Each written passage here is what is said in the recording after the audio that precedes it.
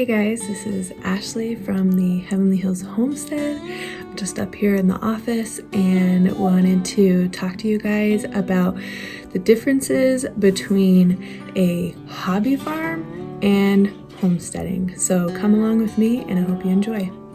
So there are a few major differences between hobby farming and homesteading, the greatest of which being that homesteading is with a mindset of production instead of consumption, meaning that homesteaders are doing their best to try to produce what they can off of their land or harvest what they can off of their land, or some people even are able to rent land.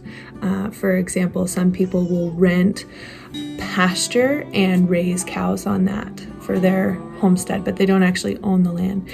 But homesteaders have the mindset of wanting to produce from their own capabilities what they can, most of the time in food and sometimes in other areas like creating things, soaps and crafts and all that sort of stuff. Whereas hobby farming is exactly what it sounds like. It's a hobby. It's something that most hobby farmers are not producing meat from their animals. They're not doing it to put food on the table or to store up for winter or any of those things.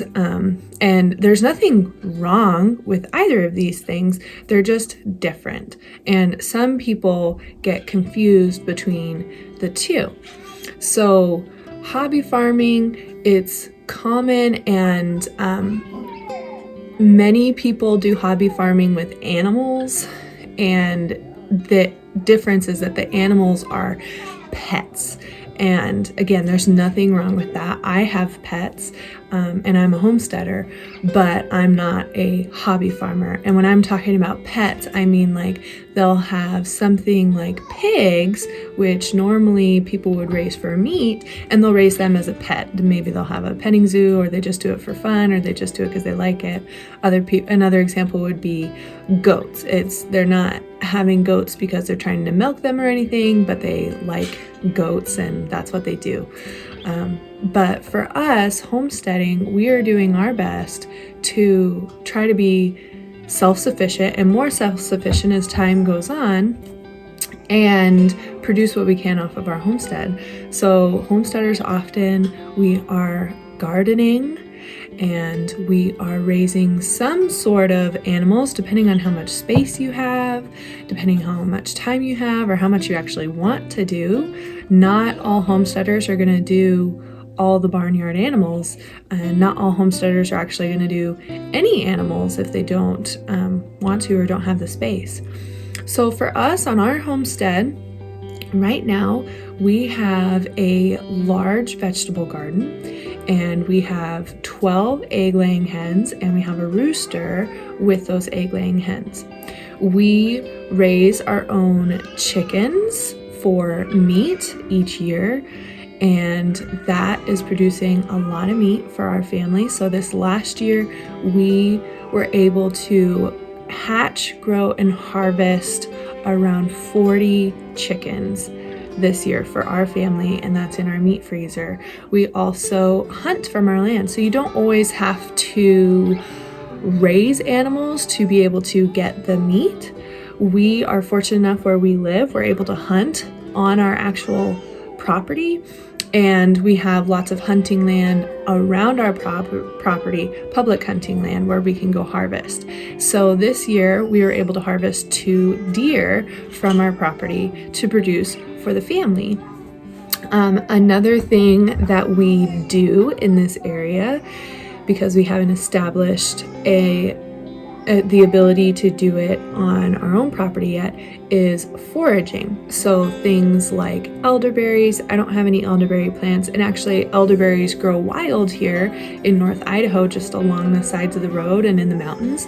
So I personally wouldn't grow elderberries on my property because I can go just down the road and they're growing wild there. Huckleberries are another thing, and there are all sorts of things that you can forage: mushrooms, berries, fruit, all sorts of different herbal medicinal things, all of that.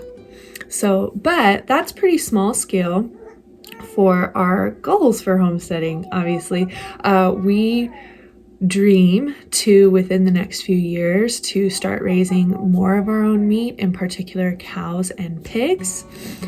We love beef and would love to be able to raise our own grass-finished cows on our own property, because we do have 22 acres here and we do have 2 set up pasture areas, but we don't have all the infrastructure yet that we need to raise cows. Pigs is another animal that we want to raise on our own property, and we don't have the infrastructure for that yet either, but maybe within the next year or 2 we'll be able to do that.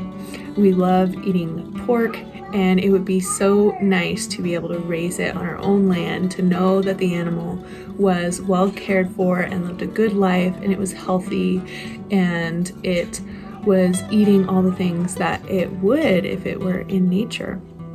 We do, because we're not raising our own animals, our own beef and our own cows, we do choose to bulk buy from a local farmer.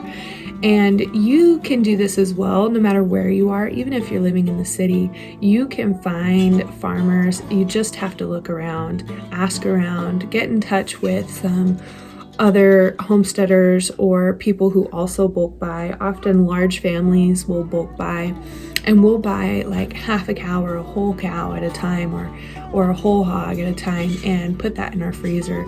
So I'm usually only buying meat once a year in our family, because I will go and I'll buy the whole thing, or like half a cow, and it'll fill up the freezer, and that's all the meat we need for the year. As far as gardening goes though, obviously that's a pretty seasonal thing. Up here in the north, we have serious winters here. You can't garden in the winter unless you have a greenhouse, which I don't have yet. So spring and summer are our big garden seasons. If you hadn't yet, you can watch my garden planning video where I talk about how we plan through. But all of that is for the reason of producing food for our family, so I don't have to go to the grocery store for everything. But I will be honest, myself, my family, and most homesteaders, even if we're producing a lot from our own homestead, we're still going to the grocery store for some things, because no matter where you live, it's not going to be the perfect environment to grow everything.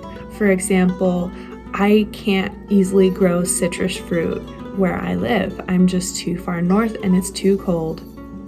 So I can't grow oranges and lemons and those sorts of things. But some places can't grow potatoes well, and I can grow potatoes really well. So that's just an example. Other things that I can't grow, I don't have enough space to grow, would be things like wheat. I can't grow enough wheat to produce all the flour that we need in a year. I don't have the ability to grow sugarcane where I live. Now, we do plan to someday do honeybees. That's another project down the road. And if you're homesteading or you want to get into homesteading, you will know, or you will learn, that all these things that you want to do, you kind of have to space them out and plan them out. So with that being said, there are a couple of different resources that I really love and have helped me on the beginning of my homesteading journey that I thought I would share with you that you might find helpful. The number one book, the book that really got me excited and got us started, was the Backyard Homestead book. There actually are a couple of books within this series, I guess you would call it, but this little book right here just gives you a good, thorough overview of homesteading and doing it on a smaller scale, which is perfect if you say only have half an acre, or maybe not even half an acre. Maybe you are on a 1/4 acre subdivision lot like we were before we moved to this acreage. That's totally fine.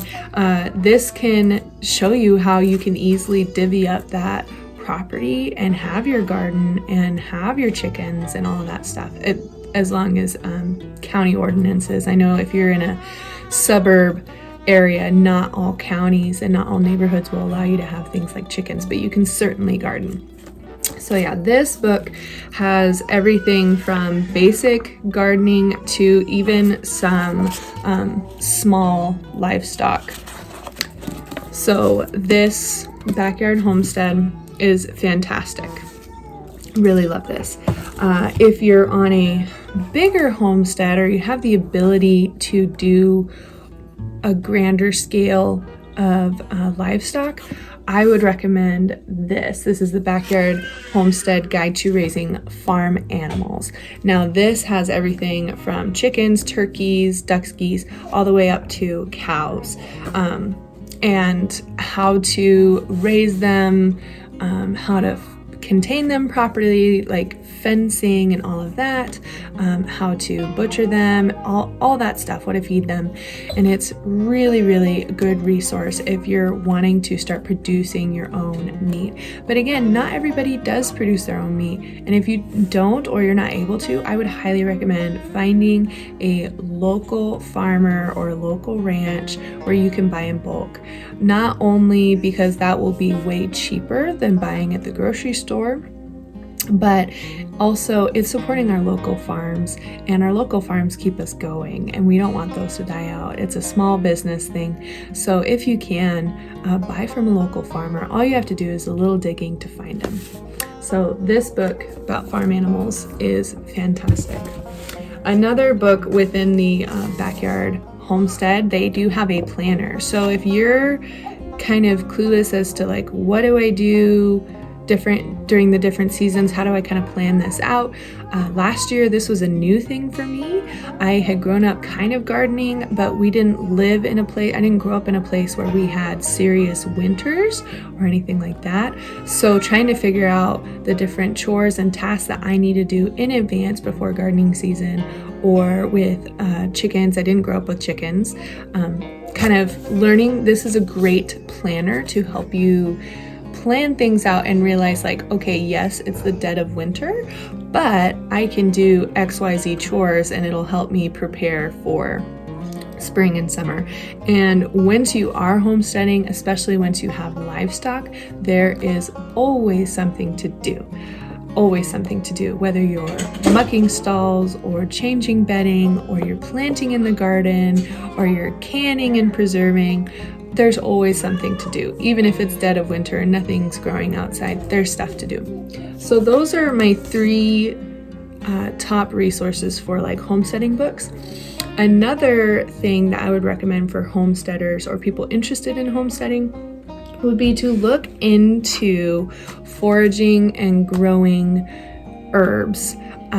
The reason that I would recommend this is because it's another self-sufficiency thing. Back in the day, before we had modern pharmaceutical companies, you would use herbs and you would use what was available in the earth and on the earth. And that's really kind of a lost practice these days, and most people don't know what to use or what they could use if they didn't have aspirin, for example. Now, granted, herbs are not necessarily going to solve all of your ailments, but they are a good thing to have and a good thing to start using because it's a self-sufficiency thing. So I have two books that I recommend for that. This is just a little pocket guide. This is for my area of North Idaho, Northeast Washington, and British Columbia. These are commonly found wild growing herbs that you can use medicinally or culinarily, those sorts of things, and it's a little pocket guide. So this is really fun when we go on hikes or walks. We can bring this and look around and see what we can find and start recognizing different plants. It's important to have a guide like this if you don't know anything about herbs or how to find them or how to identify them or use them, because you want to make sure that you're getting the right thing. Most herbs are not harmful, but if you're having a certain situation, using some herbs might be way less helpful than others. So I would recommend getting a book, a little pocket guide like this, so you can start identifying what's around and figuring out what to use for what.